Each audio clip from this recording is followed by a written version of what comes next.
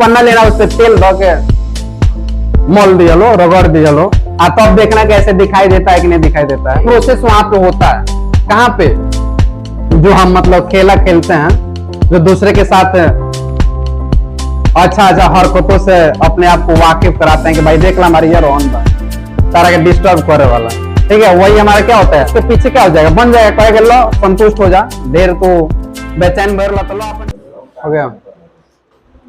देखो यहाँ पे अभी इसके पहले हम लोग पढ़े थे क्या, अपसारी अभिसारी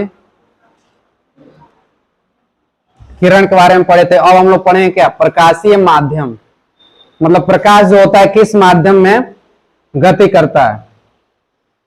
तो इसका डिफिनेशन देख लेते हैं। यह एक ऐसा क्षेत्र होता है जहां से प्रकाश की किरणें निकलकर नेत्र तक पहुंचते हैं, उसी को क्या बोलते हैं, प्रकाशीय माध्यम। ये बताओ कि हम किसी वस्तु को जब देखने का काम करते हैं तो प्रकाश, जब सूर्य की प्रकाश जब हमारे आंखों तक पहुंचती है तो विभिन्न माध्यमों से होके तो हमारे आंखों तक पहुंचती है।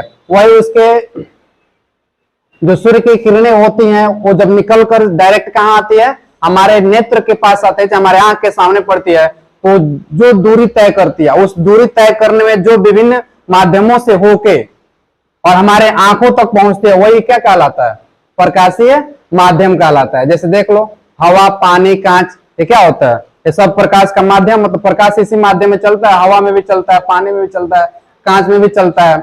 अब यहाँ पे देखेंगे प्रकाशीय माध्यम के कितने प्रकार होते हैं। तो प्रकाशीय माध्यम के कितने प्रकार होते हैं, दो प्रकार होते हैं। पहला होता है समांगी माध्यम।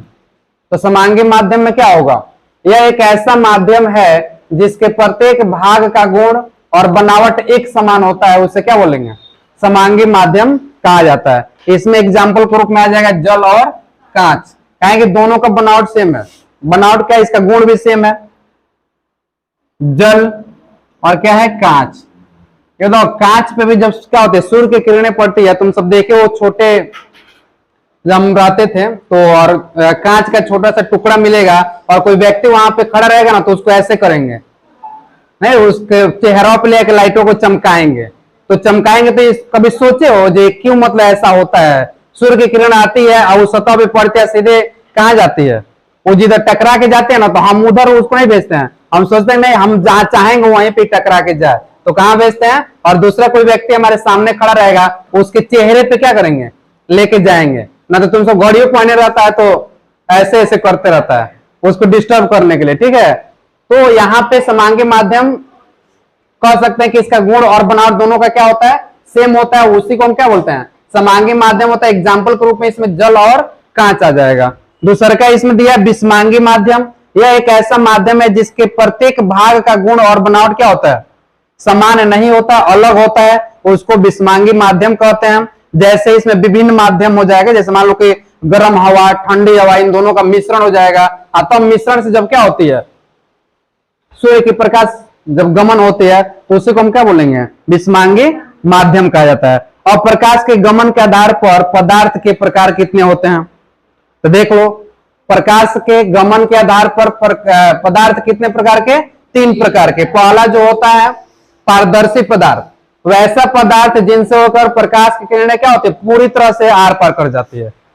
मतलब वो शीशा ले लेना, आप पीछे मतलब कलई किया गया ना हो, पेंट नहीं किया गया हो, तब देखना वार पर दिखाई देता है कि नहीं दिखाई देता है। आजकल के मतलब हम लोग देखते हैं अपने घरों में जो दरवाजा मतलब खिड़कियों में लगाया जाता है, ऐसा मतलब लगाना है ना, उसमें खिड़की ऐसा कांच लगना चाहिए और अंदर से दिखाई दे लेकिन बाहर से दिखाई न दे, ना तो बाहरों वाला क्या कर लेगा, देख लेगा अंदर क्या होता, अंदर के बाहर, ठीक है, इस तरह का। तो यहाँ पे हम लोग को जानना है पारदर्शी। पारदर्शी का मतलब आर पार देख लेना, ठीक है। जैसे कांच, पानी, हवा, और यहाँ पे बताओ हवा यहाँ पे नहीं है, यहाँ पे हवा चल रही है कि नहीं चल रही है, नहीं फिर हम तुमको देख रहे हैं, इसका मतलब क्या है, पारदर्शी है। उसको से यहाँ पे बारिश होते रहेगी तो काम तुम लोग नहीं देख पाएंगे, एकदम देखेंगे। ये सब क्या है, ये पारदर्शी। उसको से कांच, अभी कांच के बारे में बताएं कि उसमें कलई नहीं किया गया हो, और कलई कर दिया जाएगा तब तो हमने के चेहरा दिखाई देने लगे, और हम जैसे खड़े रहेंगे वैसे क्या होगा, हमारे सामने हमारा दूसरा प्रतिबिंब बन जाएगा। तो उसको हम आगे पढ़ेंगे प्रतिबिंब कैसे बनता है। देख बताओ हम लोग छोटे भी जब रहते हैं तो उसमें हम लोग को इतना समझ रहता है तो हम शीशा के सामने जाकर खड़ा होते हैं, हमारे जैसे वही फोटो बन जाता, तो हम कहा इस शीशा में जब बाबू के हुए, ऐसा प्रश्न आता है कि नहीं आता है। लेकिन हम लोग उस समय ना समझ रहते हैं, नहीं जानते हैं। लेकिन अब बड़े हो गए हैं, क्लास में आ गए हैं, पढ़ रहे हैं, क्लास 10 में पढ़ रहे हैं, तो हमको जानना पड़ेगा कि हम जब शीशा के सामने जाकर खड़ा होते हैं तो हम हो गए बस, तो शीशा के अंदर जो खड़ा हुआ हो गया, प्रतिबिंब हो गया। लेकिन चेहरा क्या है, हम ही लोगों का है, मतलब हम हमारे नहीं चेहरा दिखाया जाएगा, वहां पे MS धोनी आ जाएगा, शीशा के अंदर हम रहेंगे। ठीक है, तो चलो देखो यहाँ पे दूसरा क्या दिया, अपारदर्शी पदार्थ, ऐसा पदार्थ जिनसे प्रकाश की किरणें बाहर नहीं निकल पाते हैं, अपारदर्शी पदार्थ कहते हैं। अब इधर कोई दीवार खड़ा, अब दीवार यहाँ पे है, अब जैसे लाइट मारेंगे तो क्या छेद के बाहर निकल जाएगा, नहीं जाएगा। या मान लो कि पटरा यहाँ पे लगा देंगे, चाहे सेटर लगा हुआ, सेटर से इधर मारेंगे तो जाएगा प्रकाश, नहीं जाएगा। ठीक है, तो उसको हम बोलते हैं अपारदर्शी, जो पूरी तरह से अवरोध उत्पन्न कर देता है, मतलब उसको अपने रास्ते से कहता है कि हम जा ही ना दे, कुछ कर ले तो ना जा दे, वो कहते बोले हम रखते जान से गए ना मार दे।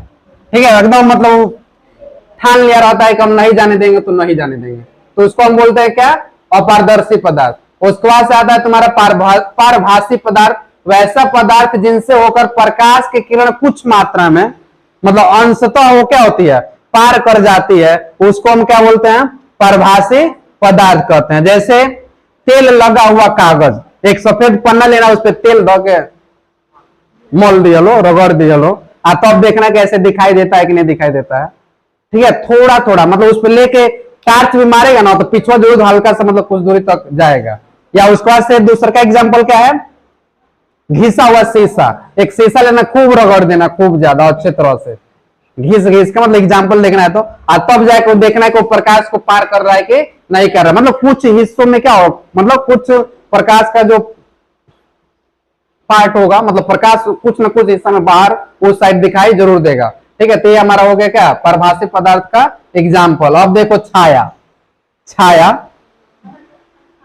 छाया मतलब समझ लो ना क्या, हाँ मतलब हम ही लोग का छाया है ना बनला पिछुआ, अच्छा है ना बनल बा, रात को हुआ हो आ किसी के पीछे जाके चुपचाप खड़िया जा, ना दिखाई दे रहा है तुम्हारा छाया, उन लोग लगे कौन छाया आ गया, नहीं तो सब डर जाता है। तो वही छाया के बारे में पढ़ना है हम लोग को।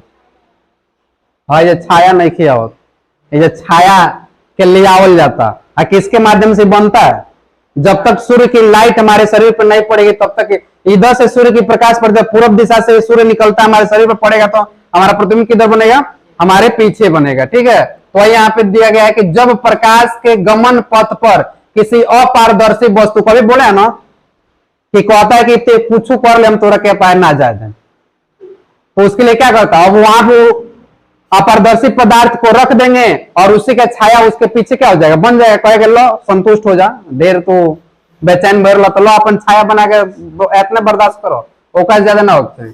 तो जब प्रकाश के गमन पथ पर किसी अपारदर्शी वस्तु को रख दिया जाता है तो प्रकाश की किरणें उन्हें पार नहीं कर पाती है, और जब नहीं कर पाती है तो क्या होता है, जिसके कारण उस वस्तु के पीछे क्या होता है, एक अंधेरा क्षेत्र बन जाता है, और वही क्षेत्र क्या कहलाता है, छाया कहलाता है।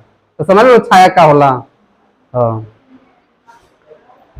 ठीक है, उसके बाद से देखो ये आ गया तुम्हारा, ये सबसे बड़का जो हम लोग छोटे थे और ये बता रहे थे, जो लाइट जो शीशे का क्या होता है, टुकड़ा होता है, तो लेके दूसरे को डिस्टर्ब करते रहते, अपना घड़ी पहन लेते, देखा लो कि देखो कितना महंगा घड़ी पहन लो बने, और दूसरे व्यक्ति को क्या करते हो, तुम सब डिस्टर्ब करने का काम करते हो। तो वही घटनाएं जो होती है ना, परावर्तन होती है। जैसे मान लो कि हमारा क्या है, ये क्या हम बना दिए,